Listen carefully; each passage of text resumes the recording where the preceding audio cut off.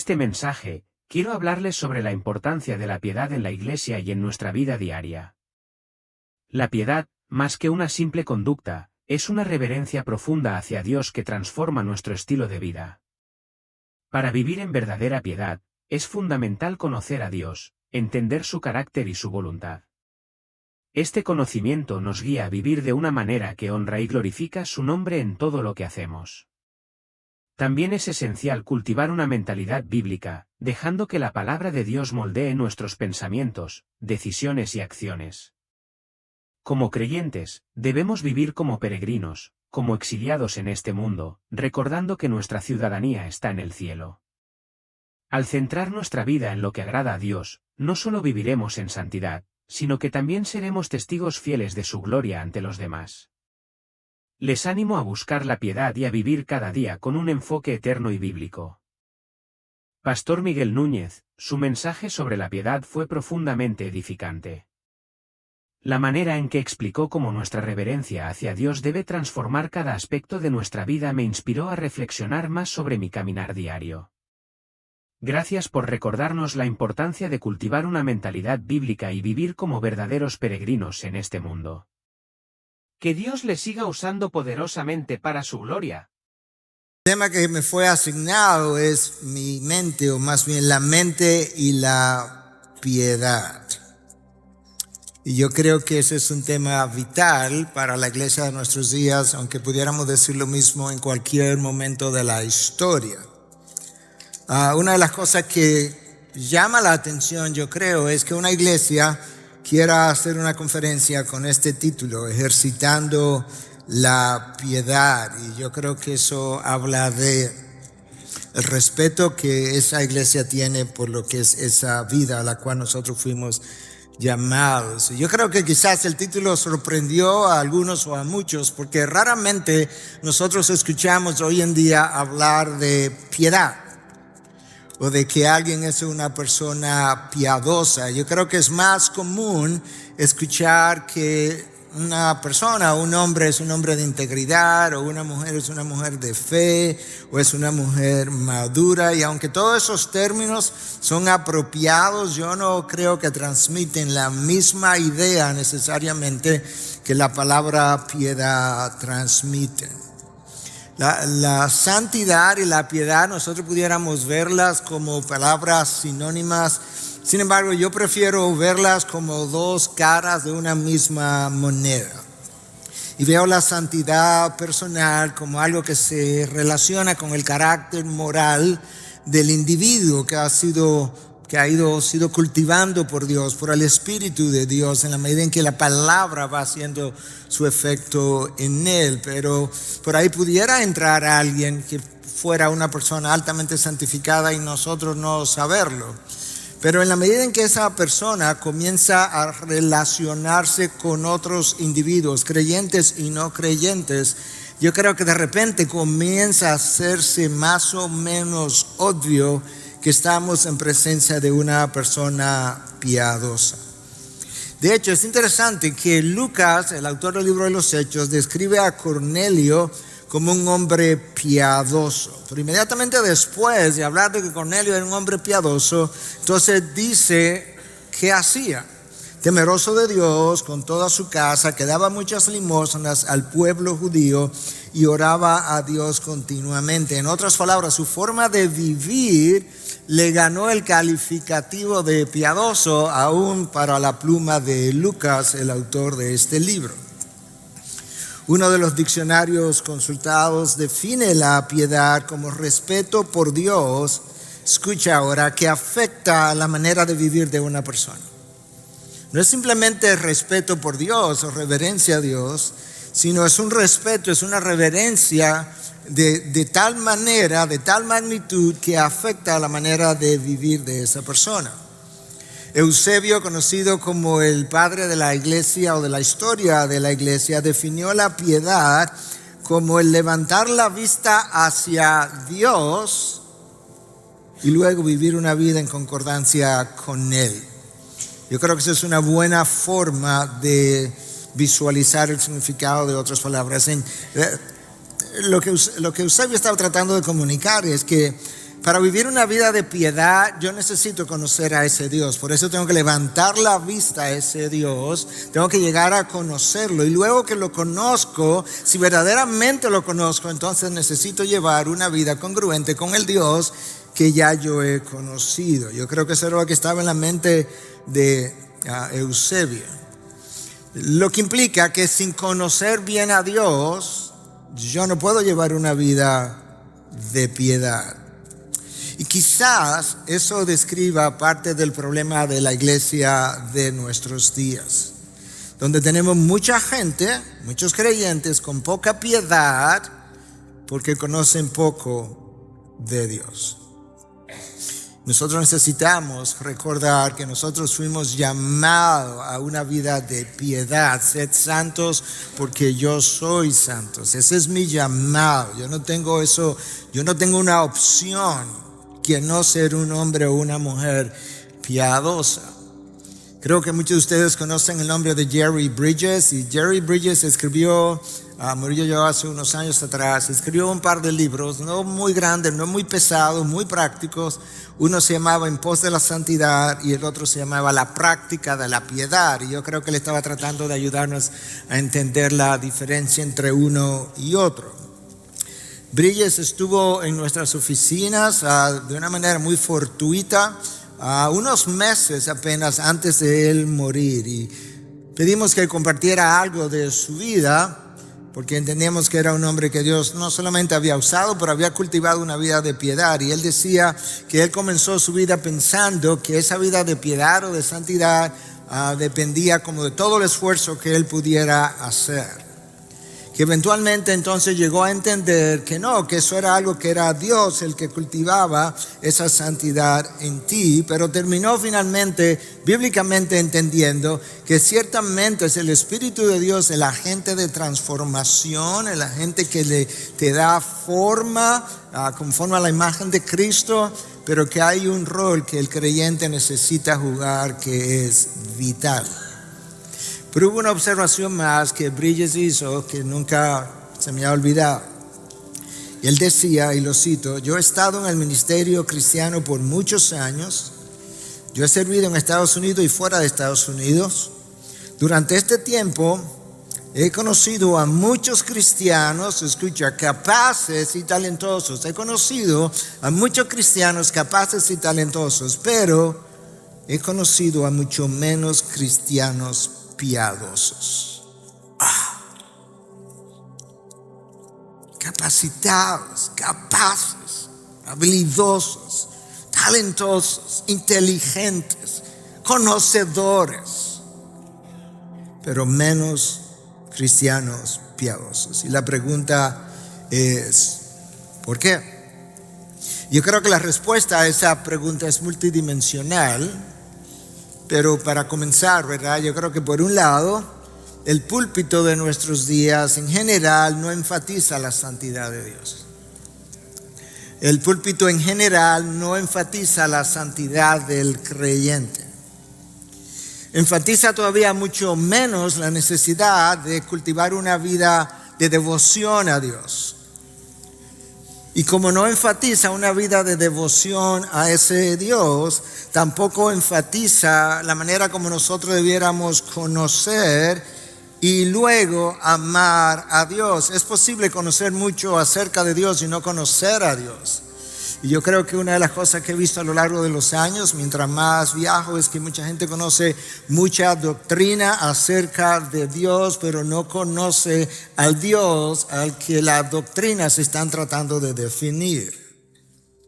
Y que eso sea uno de los problemas. Escuchemos la respuesta de Jesús ante la pregunta cuando un escriba vino y le preguntó que cuál era el más grande de todos los mandamientos. Él dice: el más importante es, escucha Israel, el Señor nuestro Dios, el Señor uno es. Eso es Deuteronomio 6:4, el Shema de Israel. Pero escucha ahora: y amarás al Señor tu Dios con todo tu corazón y con toda tu alma. Y ahora estamos llegando a mi tema: y con toda tu mente y con toda tu fuerza. ¿Notaste de qué manera Cristo nos dice a nosotros que el mandamiento más importante en el que yo pueda pensar, los rabinos judíos tenían una forma de hablar y llamaban a el mandamiento más difícil que ellos pudieran tener, llamaban el yugo más pesado. Y es por eso que en el contexto judío muchos entienden que cuando vinieron a Jesús y Jesús le dijo, mi yugo es fácil, mi carga es liviana, básicamente estaba refiriendo a eso, a una pregunta que probablemente estaba en la mente de muchos de ellos: ¿cuál es tu yugo? Cuando ellos hacían esa pregunta, estaban preguntando, ¿cuál es tu mandamiento más pesado? Y Cristo dice, este es el más importante de todos. Tiene que amar a Dios, pero tiene que saber cómo amarlo. Y una de las formas como lo vas a amar es con tu corazón, con toda tu alma, con toda tu mente y con toda tu fuerza. Amar a Dios correctamente requiere mi mente. Pero requiere mi mente porque mi mente requiere conocerlo. No puedo amar a quien no conozco. Y la forma de hacer eso obviamente es, necesito conocer su palabra, pero necesito entrar a su palabra, no simplemente para conocer las doctrinas de la palabra, necesito entrar a su palabra para conocer al Dios que esas doctrinas definen y cómo Él se ha revelado. Mientras yo más conozco a Dios, más le amo y mejor adoración le rindo. Déjame decir eso otra vez: mientras más conozco a Dios, más le amo y mejor adoración le rindo. Decía John Murray, del fundador del Westminster Theological Seminary, lo que adoramos o a quien adoramos determina nuestra conducta. De manera que si Bridges tenía razón de que hay menos, él había conocido cristianos, mucho menos cristianos piadosos, el problema es que quizá no estaban adorando al Dios que está revelado en la Biblia. La dignidad del Dios que yo adoro, la dignidad del Dios a quien yo sigo, la dignidad del Dios a quien yo amo, determina cómo yo vivo. Y yo tengo entonces que llenar mi mente de ese Dios para luego llenar mi vida del reflejo de ese Dios.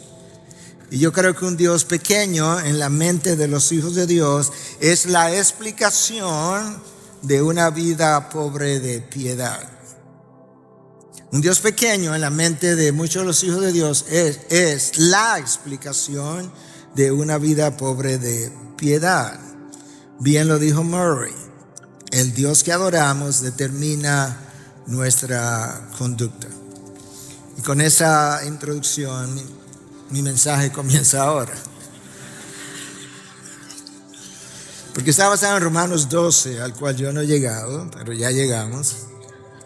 2 versículos, versículo 1, versículo 2. Esta es la palabra de Dios. Por tanto, ya ahí nos dijeron algo en ese por tanto. Hermanos, les ruego por las misericordias de Dios que presenten sus cuerpos como sacrificio vivo y santo, aceptable a Dios, que es el culto racional de ustedes. Y no se adapten a este mundo, sino transfórmense mediante la renovación de su mente para que verifiquen cuál es la voluntad de Dios, lo que es bueno y aceptable y perfecto. Porque en virtud de la gracia que me ha sido dada, digo a cada uno de ustedes que no piensen de sí mismo más de lo que deben pensar, sino que piensen con buen juicio según la medida de fe que Dios ha distribuido a cada uno de nosotros. En el texto que yo acabo de leer hay básicamente dos ideas principales que Pablo trae como conclusión de todo lo que le ha dicho en los 11 capítulos anteriores. Pablo entiende que una persona nacida de nuevo debe considerarse como un sacerdote del Dios Altísimo. Somos nación santa, real sacerdocio, y que como sacerdote entonces él necesita hacer dos cosas. Él necesita presentar su cuerpo como sacrificio, como todo buen sacerdote, vivo y santo, aceptable a Dios, y al mismo tiempo él requiere experimentar una transformación por medio de la renovación de su mente. Sin esas dos condiciones es imposible llevar una vida de piedad. Entonces, para comenzar a desempacar esos versículos que yo acabo de leer, comencemos con la primera frase. Por tanto, esa frase está conectando esos versículos de Romanos 1, 2 a todo lo anterior que Pablo ha dicho por 11 capítulos. Y durante esos 11 capítulos, lo que el apóstol Pablo hizo fue que él desplegó de manera magistral y en multicolor la inmensidad del amor de Dios, lo inmerecido de su gracia, la abundancia de su benevolencia, lo inexplicable de su paciencia y la capacidad de su tolerancia. 11 capítulos hablándonos de lo que Dios ha hecho, los indicativos, como decimos a veces en teología. Sobre todo cuando esos atributos de Dios fueron puestos o fueron ejercitados a favor de un hombre corrompido en todas sus facultades. Y Pablo entonces escribe en Romanos 12:1, y él toma todos esos atributos de Dios que él desplegó por 11 capítulos y los resume en una palabra en plural y les llama las misericordias de Dios. Por tanto, por consiguiente, en vista de todo lo que hemos hablado, por las misericordias en plural de Dios, yo les ruego, yo les imploro, yo les pido, dependiendo de la traducción que tú tengas, por las misericordias de Dios, que presenten sus cuerpos como sacrificio vivo y santo, aceptable a Dios, que es el culto racional de ustedes. Dicho en palabras sencillas y llanas, Pablo nos llama a considerar con detenimiento las múltiples misericordias que Dios ha tenido para un hombre caído, un hombre corrupto en toda su naturaleza, torcido en su obrar, y que la consideremos con tanto cuidado para que nosotros podamos entonces responder con una vida de piedad como corresponde al Dios que así se ha entregado. Porque lo que nosotros vamos a ofrecer a Dios debe estar a la altura de lo que Cristo ofreció primero.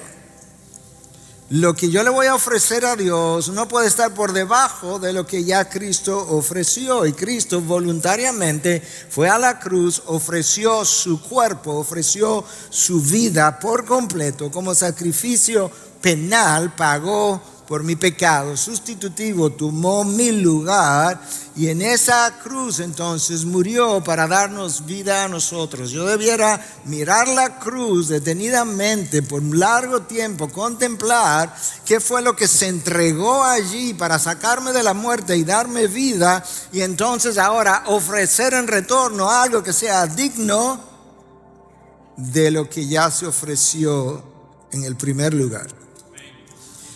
Y Pablo dice, esto es un sacrificio vivo y santo, aceptable a Dios, y eso es tu culto racional. Pablo está haciendo referencia a que yo necesito consagrar mi cuerpo físico también a Dios. Pablo estaba consciente de que su espíritu había sido regenerado cuando él nació de nuevo. Pero al mismo tiempo, él estaba, iba a decir aware, pero eso es en inglés, consciente también de las debilidades y los deseos del cuerpo físico que permanecen con nosotros. Si esas pasiones que permanecen con nosotros no son disciplinadas y sometidas al señorío de Cristo, terminarán arrastrándonos y nos van a llevar por el camino de la perdición, como le pasó temporalmente a Salomón. Es impresionante que Salomón en un momento dado le pide a Dios una sola cosa. Dios le dice, pídeme lo que tú quieras que te lo voy a dar. Salomón dice, mira, yo solamente quiero una sola cosa, dame sabiduría para gobernar al pueblo, sabiduría, discernimiento. Y Dios está tan impresionado con la petición que dice, mira, como no has pedido nada más, te voy a dar lo que pediste, pero además te voy a dar fama y riqueza y dinero y todo lo demás. Y el hombre más sabio que jamás haya existido, perdió su norte en un momento dado y no llevó una vida piadosa por un largo tiempo. Pablo estaba consciente de la fuerza de succión que ejercen los deseos de la carne, y yo creo que tú y yo también estamos conscientes, y estaba al mismo tiempo percatado de que los miembros de nuestros cuerpos enfatizo la palabra ya no pueden ser usados de la misma manera como fueron usados en la vida anterior. Escúchalo de parte de Pablo mismo en Romanos 6:13. Ni presenten los miembros de su cuerpo al pecado como instrumentos de iniquidad. No. Sino preséntense ustedes mismos a Dios como vivos, esto es muy similar a Romanos 12, de entre los muertos, y sus miembros a Dios como instrumento de justicia. Ya no como antes, como instrumento de iniquidad. Los miembros de sus cuerpos necesitan ser presentados a Dios como instrumento de justicia. Pablo insiste en la necesidad de dedicar la parte física de nuestra constitución humana si queremos vivir una vida de piedad.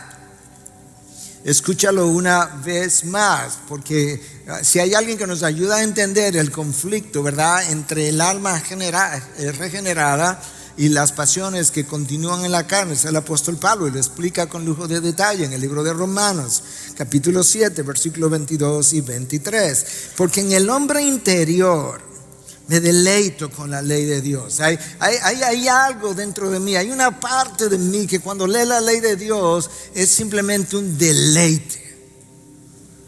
Pero, y el pero establece el contraste, veo otra ley en los miembros de mi cuerpo que hace guerra contra la ley de mi mente.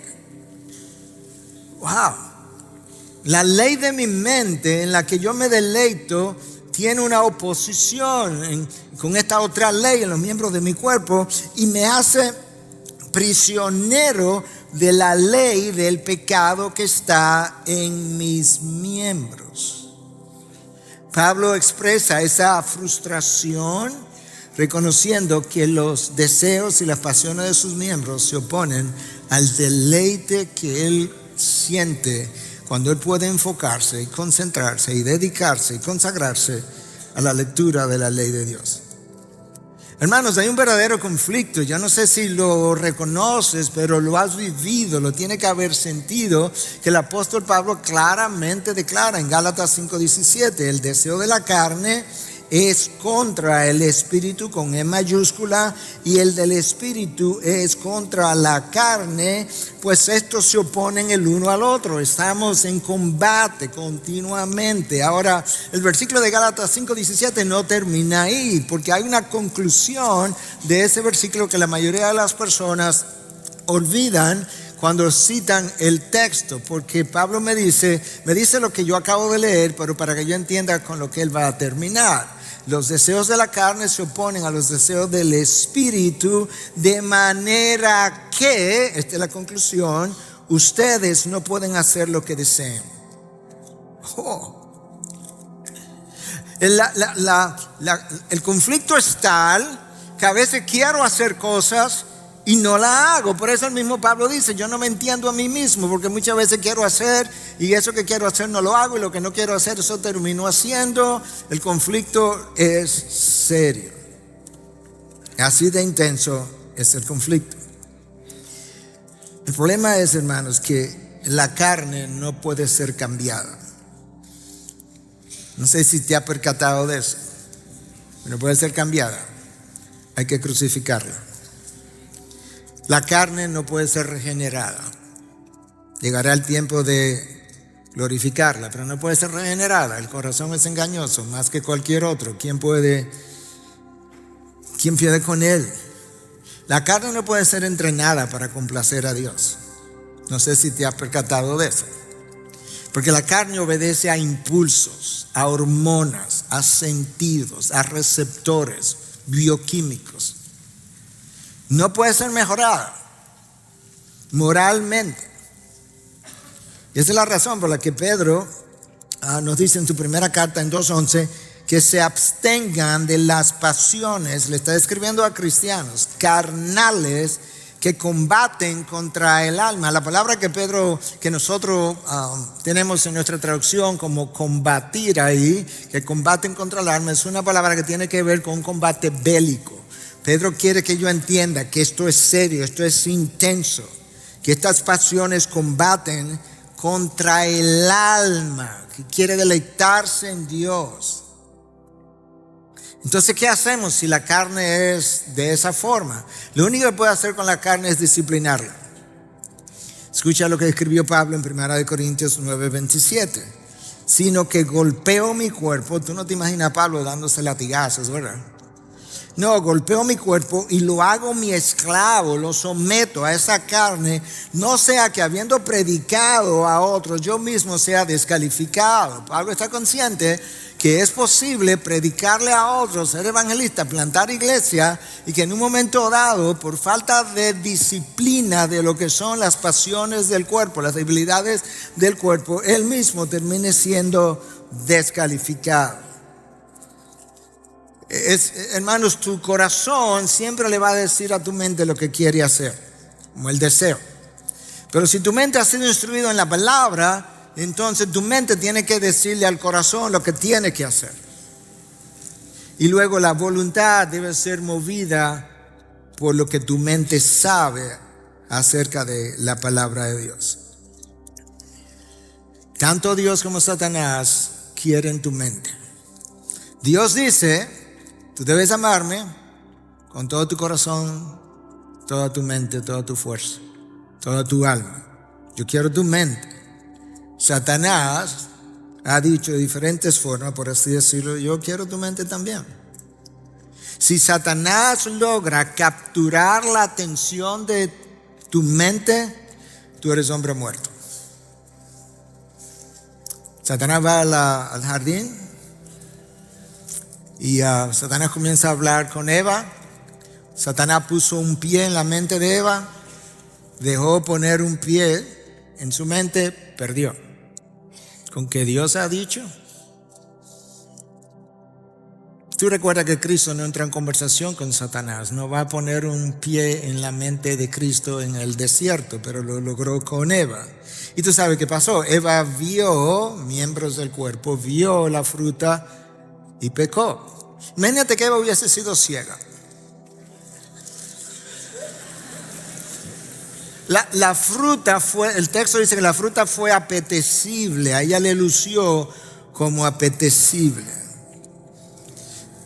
Tú sabes cuál fue el pecado de Acán. No se suponía que ellos debían tomar nada del enemigo, pero Acán vio un lingote de oro y un manto babilónico y pecó.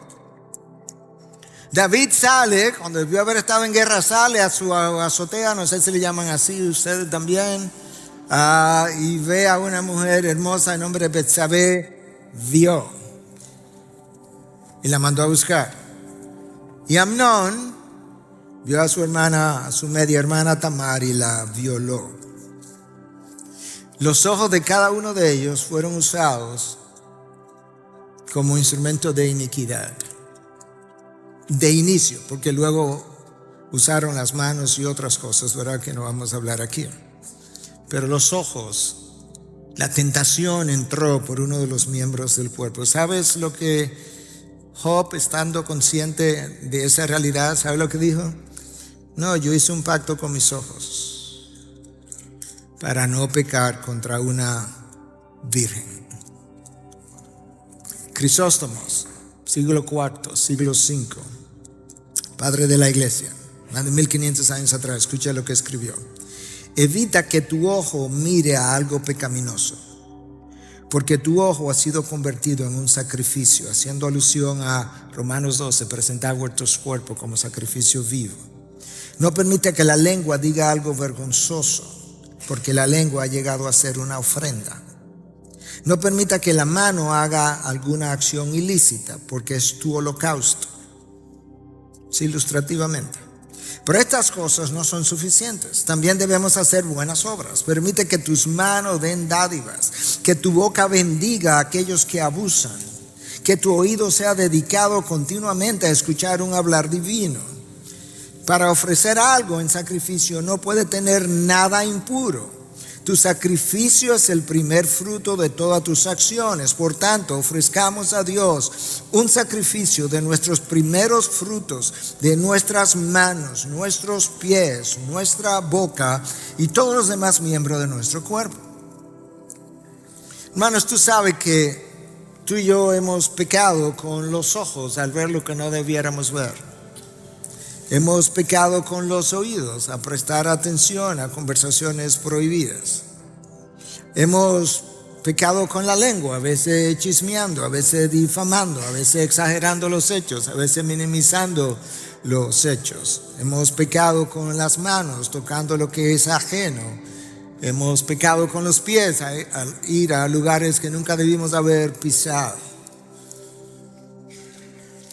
Pastor John MacArthur, comentando sobre este texto, dice lo siguiente: nuestros cuerpos son más que caparazones físicos que albergan nuestras almas. Es allí también donde habita nuestra vieja humanidad no redimida. De hecho, nuestra humanidad es parte de nuestro cuerpo, no así nuestras almas. Nuestros cuerpos incorporan nuestra humanidad incorpora nuestra carne y nuestra carne incorpora nuestro pecado, tal y como le explica tan claramente Romanos 6 y 7.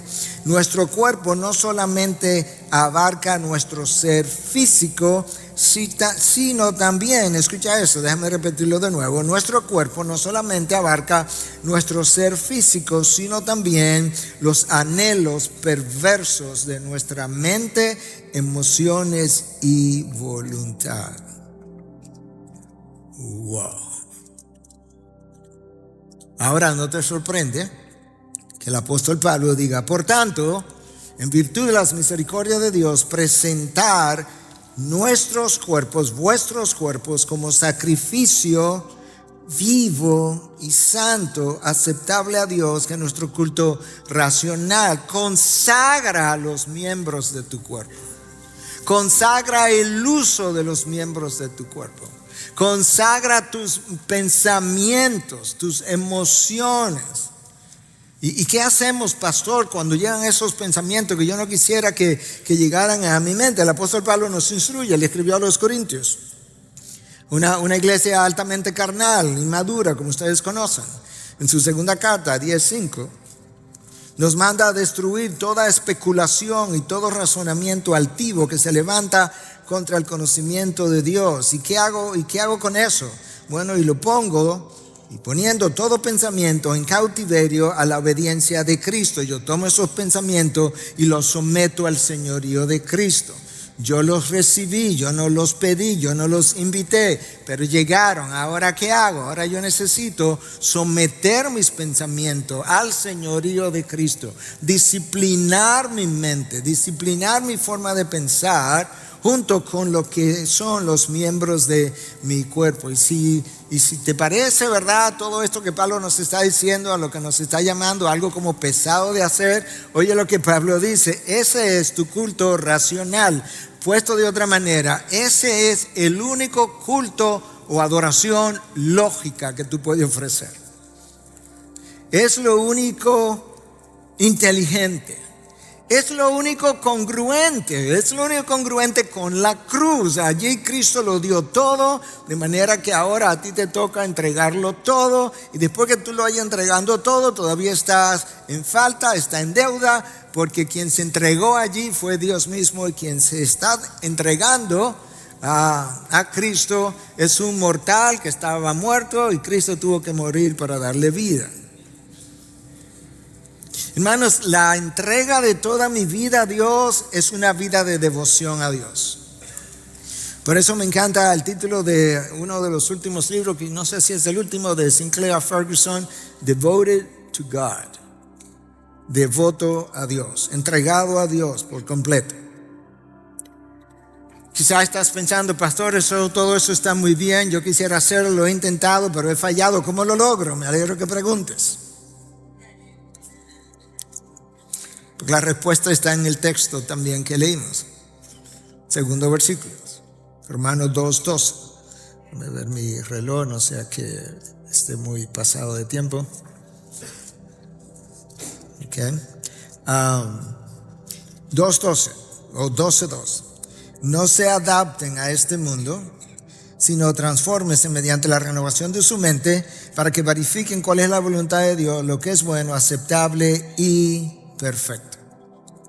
La mente es crucial en la vida de piedad, porque la mente es el centro de operaciones. Si tú vas al aeropuerto, tú te darás cuenta que hay una torre de control que controla el avión que aterriza a la velocidad o en el tiempo que debe aterrizar. Bueno, la mente es la torre de control de toda tu vida.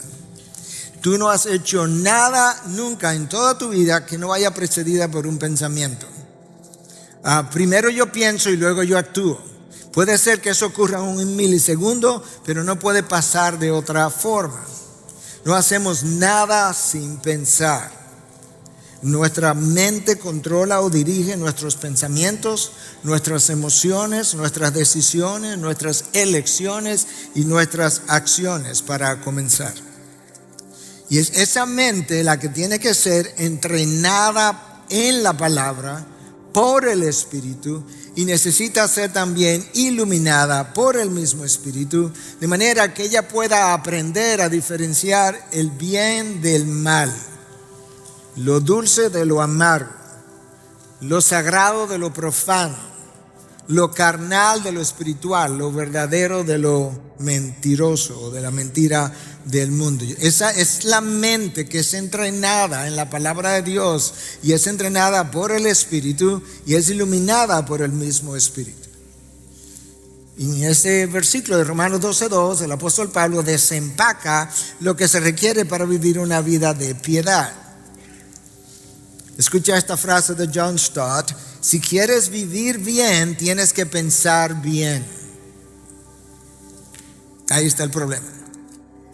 No vivo bien porque no estoy pensando bien. Y no pienso bien porque mi mente no está debidamente entrenada, enseñada en la palabra de Dios. Y mi mente no conoce lo suficiente de ese Dios. Y Pablo me está diciendo exactamente lo mismo que Stott me dice cuando dice si quieres vivir bien, tienes que pensar bien. Claro, si yo tengo que pensar bíblicamente para ver cómo Dios ve la vida, pero no voy a aprender eso a menos que tenga mi mente llena de la palabra. Yo tengo que pensar bien para honrar a Dios con una vida de piedad. Dios mismo me instruye cómo yo le puedo honrar. Dios mismo me instruye y mi mente percibe la instrucción, recibe la instrucción. Y es ahí en la palabra donde yo aprendo a responder a Dios. Yo tengo que pensar bien para que mi piedad traiga gloria a su nombre. Hermanos, Dios nos dio emociones y sabemos muchas veces que en ciertos círculos las emociones son desenfrenadas y demás. El problema que Dios tiene con nuestras emociones muchas veces no es que la tengamos per se, porque Él nos dio emociones y Él tuvo emociones. El problema es cuando no son emociones informadas por la palabra. Ahí es donde está el problema.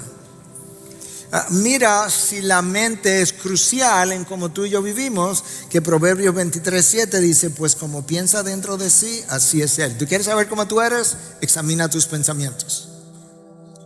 Cuando tú vas manejando, ¿en qué estás pensando? Cuando alguien te pasa por el lado del sexo opuesto, ¿qué pensaste? ¿Quieres saber cómo eres verdaderamente? Revisa tu pensamiento. Y Pablo nos dice entonces que en el texto que leí de Romanos 12, que no nos dejemos dar, no nos amoldemos a este mundo, que no nos dejemos dar su forma. Nos llama a resistir a este mundo, sus ideas, su agenda, su estilo de vida. Y luego que nos dice que debemos resistir a los patrones de este mundo al mismo tiempo. Entonces me dice, pero tiene que hacer algo más. Segunda parte, tiene que hacer algo más con tu mente. Tiene que renovar tu mente y tiene que entrar en un proceso de transformación para que pueda ser transformado, valga la redundancia, de gloria en gloria, conforme a su imagen por el Señor, el Espíritu. En el mundo en que tú y yo vivimos y al cual Pablo nos llama a resistir, siempre hay dos opciones, la verdad y la mentira. La verdad la representa Cristo, la mentira la representa el anticristo, y ambas pueden ser creídas por las mentes. Lamentablemente, detrás de muchas de las cosas que nosotros hacemos representan ídolos en nuestros corazones. Fue Juan Calvino que dijo que el corazón es una fábrica continua de ídolos, y que tú comienzas a destruir un ídolo y tan pronto comienzas a destruirlo, el corazón comienza a construir otro. Pero ¿sabes qué? Detrás de cada ídolo hay una mentira que tú y yo hemos abrazado. Romanos 1:25, cambiaron la verdad de Dios por la mentira y adoraron a la criatura. Tú primero construyes una mentira y luego tú adoras al ídolo. Y yo necesito destruir los ídolos de mi mente. Entonces, en este mundo yo tengo dos ofertas. Yo tengo la oferta de la verdad, yo tengo la oferta de la mentira. Ambas pueden ser creídas por la mente.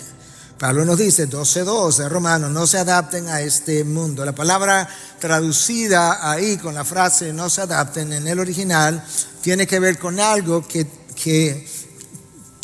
está relacionado a darle forma o tomar el patrón o el molde. Lo que me está diciendo, no tomes el molde de este mundo, pero la palabra mundo ahí, traducida como mundo, es aion, que tiene que ver no con el mundo geográfico o físico, sino con esta era en la que yo vivo. No importa si es el siglo XVIII, el XIX, el XVII o el XXI, no te amolde a esa era en la que tú estás viviendo. Esa es la forma de Pablo decirnos, no permita que la era en que tú vives te dé su forma. No abrace sus ideas, sus corrientes de pensamiento. Resiste la presión que esa vida te hace para que tú puedas ir en la dirección en que ellos van. No se adapten a ese mundo.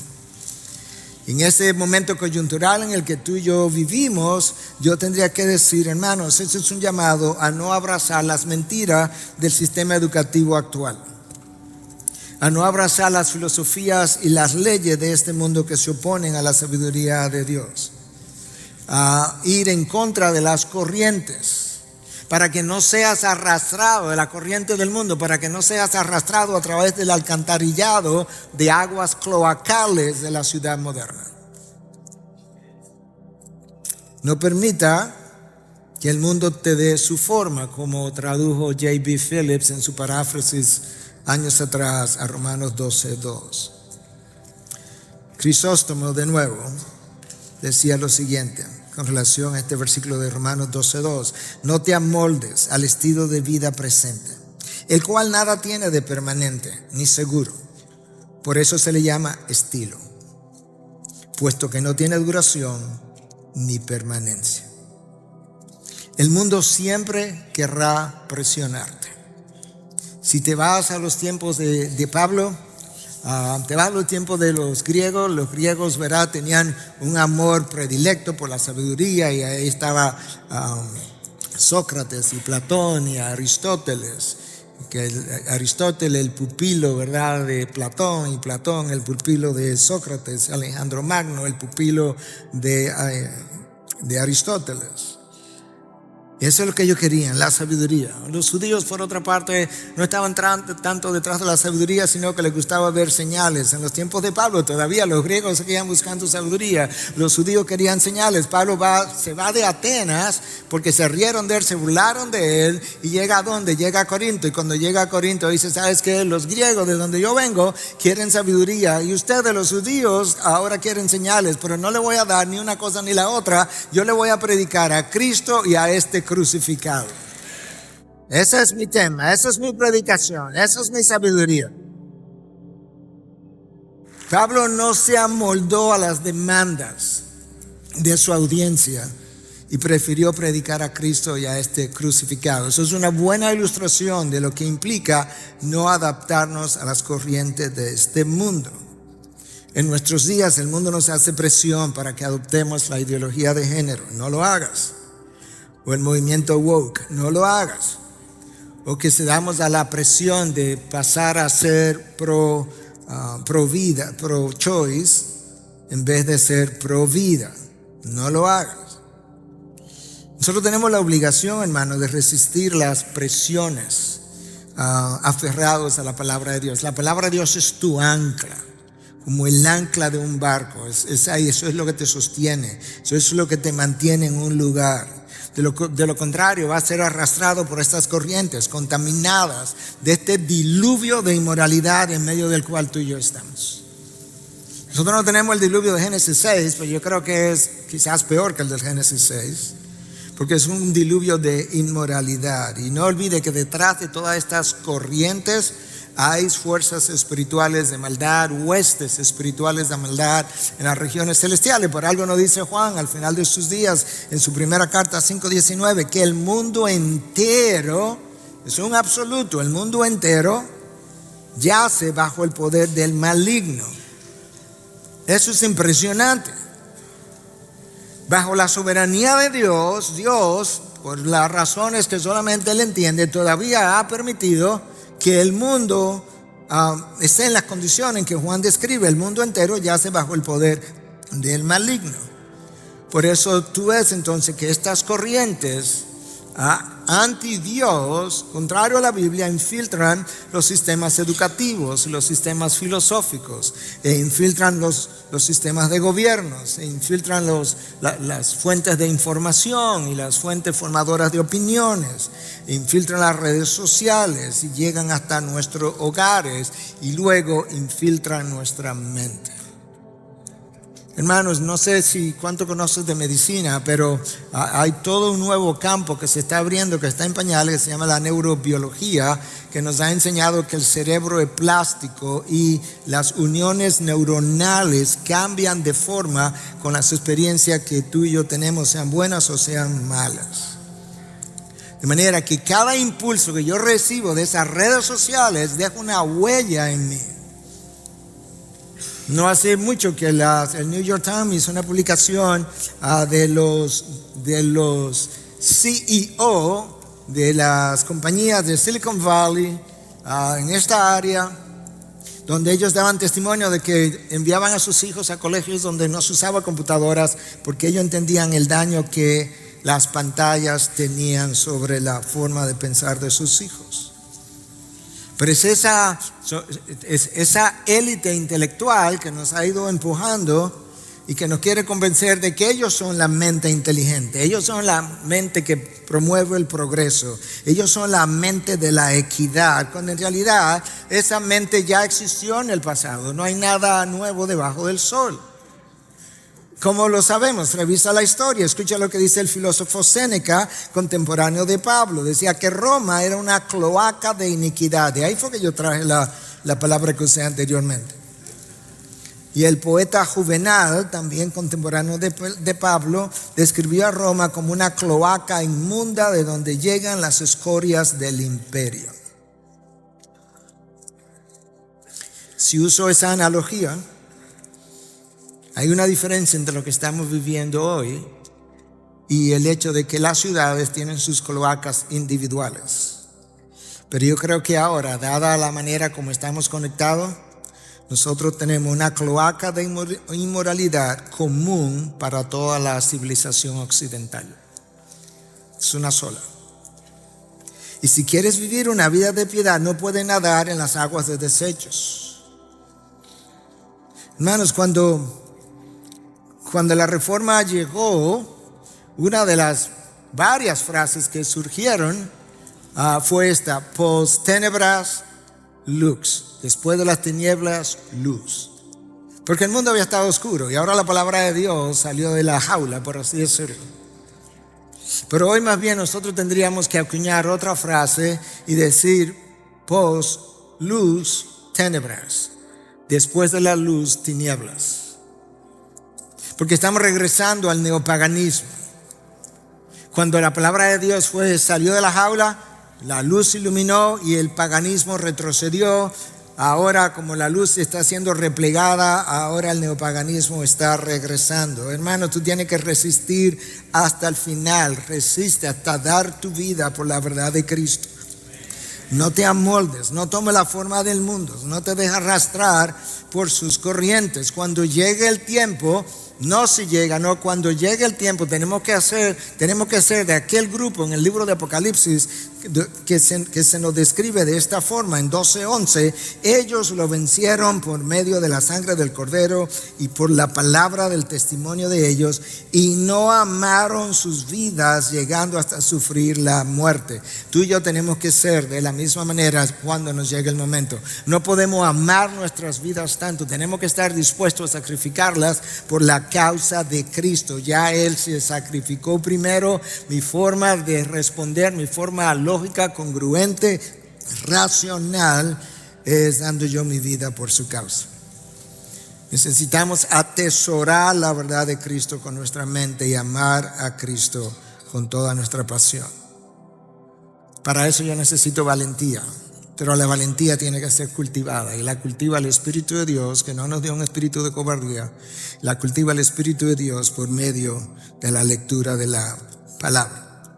Hermanos, si tú lees las redes sociales, y todas las leemos, están llenas de opiniones. Y las opiniones cambian todos los días. ¿Sabe por qué? Porque las opiniones tú las sostienes. Pero cuando tú tienes convicciones, y sobre todo si son convicciones bíblicas, la razón por la que tú no las cambias tan fácilmente es porque ellas te sostienen a ti.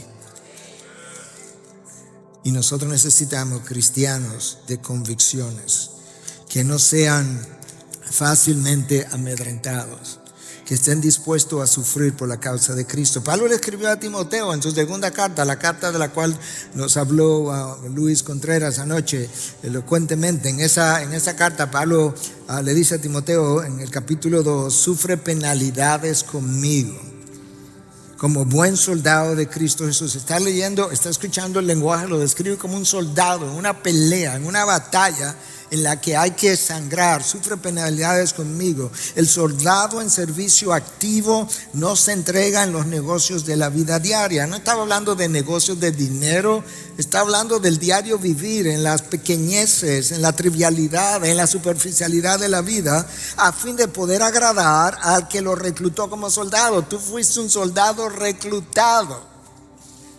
Te reclutaron, te llamaron. Quizás tú estabas en reserva y te llamaron, te sacaron al servicio activo. Quizás en momentos como estos, el tiempo se me ha ido, en tiempos como estos, debemos recordar las cosas de atrás. Les voy a recordar la historia. Recuerda cuando se dio el concilio de Nicea, estaba en debate la divinidad de Cristo. Y dice una de las fuentes que en un momento dado quizás la mitad del obispado estaba en contra de la divinidad de Cristo. Entonces que alguien vino a Atanasio y le dijo: Atanasio, que todo el mundo está en contra de la divinidad de Cristo. Y Atanasio respondió: si el mundo va en contra de la verdad, entonces será Atanasio contra el mundo. Nosotros necesitamos hombres y mujeres de ese calibre. Si es uno solo, uno solo. Hermanos, cuando amas la verdad, lo que está bien, aun si nadie lo hace. Esa es la realidad. Y lo que está mal, aun si todo el mundo lo hace. Pero jamás vamos a amar la verdad si no amamos a Jesús. Esas dos cosas son prácticamente sinónimos. Escucha lo que Cristo le dijo a Pilato: para esto yo he venido y para esto he venido al mundo. Para esto yo he nacido y para esto yo he venido al mundo, para dar testimonio de la verdad. Y luego fue y dijo: yo soy la verdad. Son sinónimos.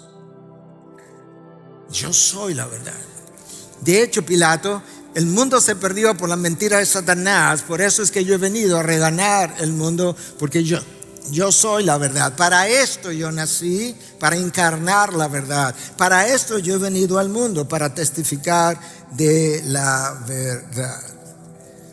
Exhortación número 1 de Pablo en Romanos 12, 1 y 2. ¿Cuál es? Bueno, resistir las influencias de este mundo para que no te amolde.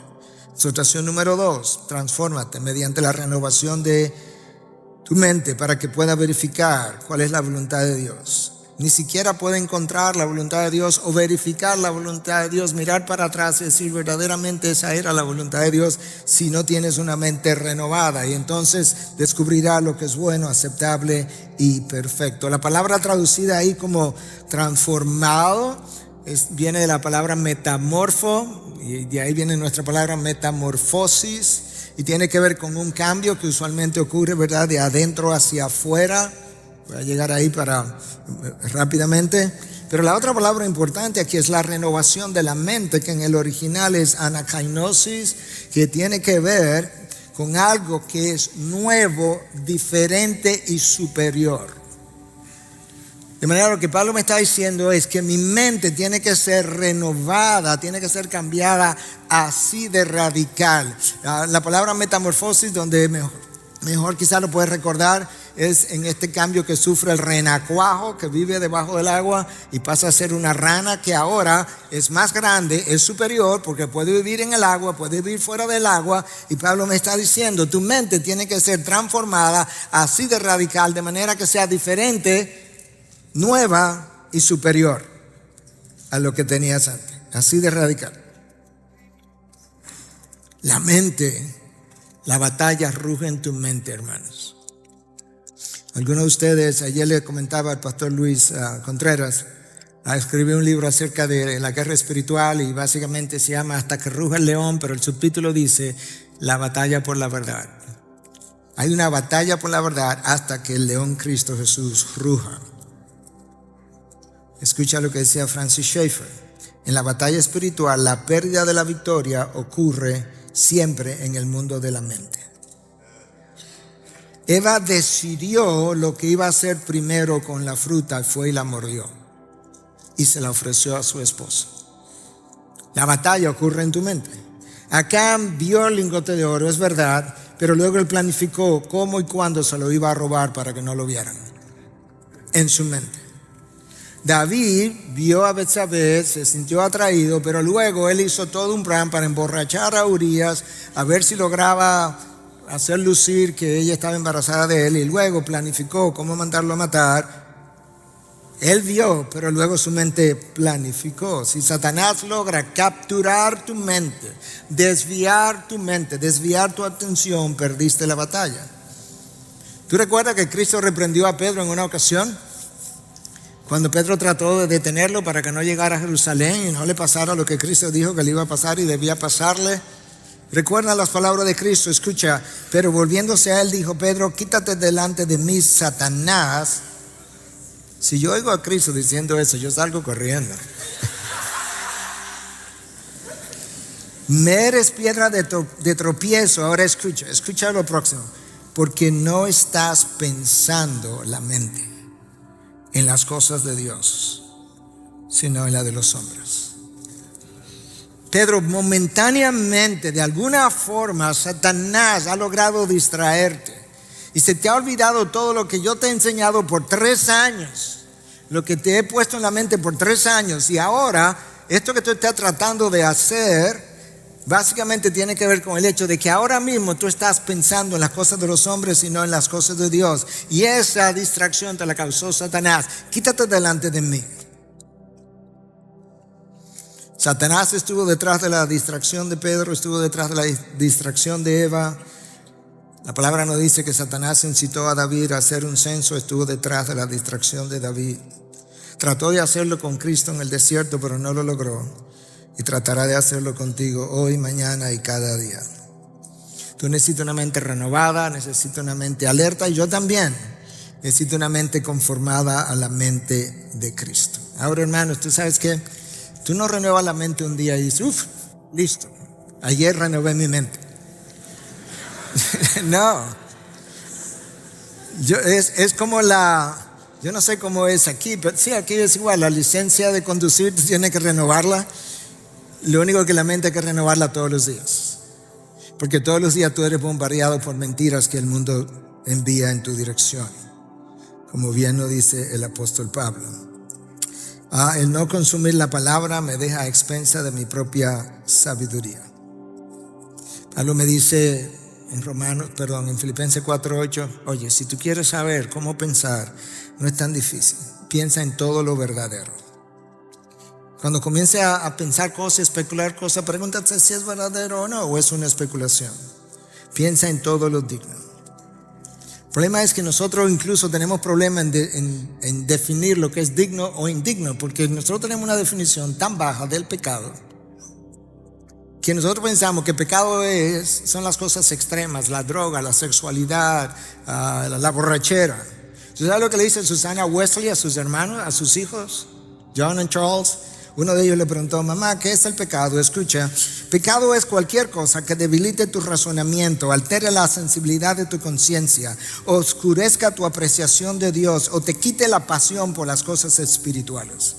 En otras palabras, cualquier cosa que aumente el poder o la autoridad de la carne sobre tu espíritu, eso para ti se convierte en pecado, independientemente de cuán bueno sea en sí mismo. Bingo. Pecado es cualquier cosa que disminuya tu deseo por las cosas de Dios, no importa cómo tú le llames. Pablo dice: piensa en todo lo verdadero, todo lo digno, todo lo justo, todo lo puro, todo lo que está libre de corrupción, todo lo que es digno de virtud. En eso pensar, no pierda tiempo en otras cosas. Y como no tengo más tiempo, necesito cerrar. Voy a cerrar con una cita del pastor John Piper, que yo creo que encierra mucho de cómo nosotros necesitamos pensar. Tiene que ultimar una mente bíblica, desarrollar una cosmovisión bíblica.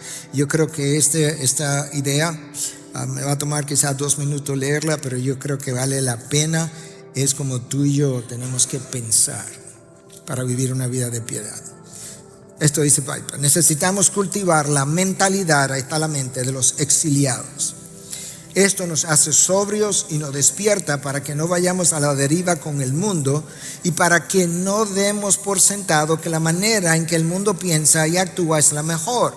No asumimos que lo que aparece en la televisión beneficia el alma. No asumimos que las prioridades de los anunciantes ayudan el alma. No asumimos que las estrategias y valores de los negocios y la industria ayudan el alma. No asumimos que nada de esto pudiera glorificar a Dios. Nos detenemos, pensamos y consultamos a la sabiduría de nuestra propia nación, que es el cielo. Y no asumimos que la sabiduría convencional de estos tiempos viene de Dios. Nosotros orientamos nuestro rumbo por la palabra de Dios. Cuando uno se visualiza como un extranjero y exiliado con su ciudadanía en los cielos, y cuando uno ve a Dios como su único soberano, uno no se va a la deriva junto con las corrientes de nuestros días.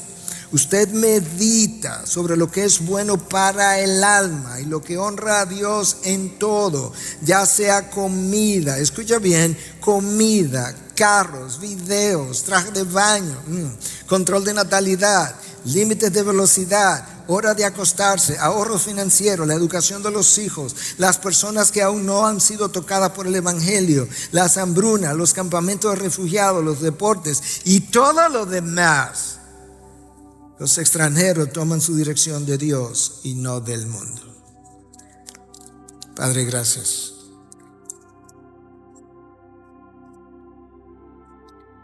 Y al mismo tiempo perdónanos, oh Dios, porque cuántas veces hemos tomado la dirección del mundo y no la tuya.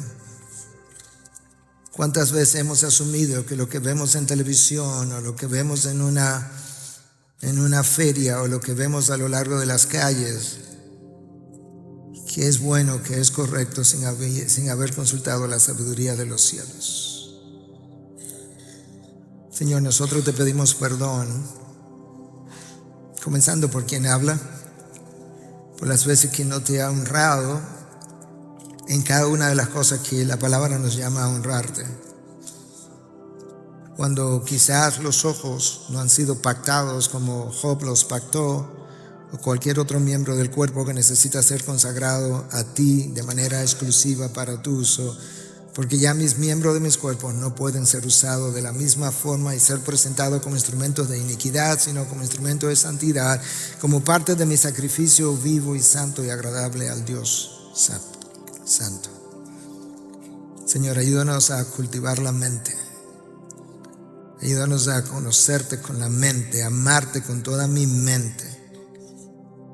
que al llegarte a conocer también pueda vivir bien, una vida de piedad, que a ti te plazca, que esté a la altura de mi llamado.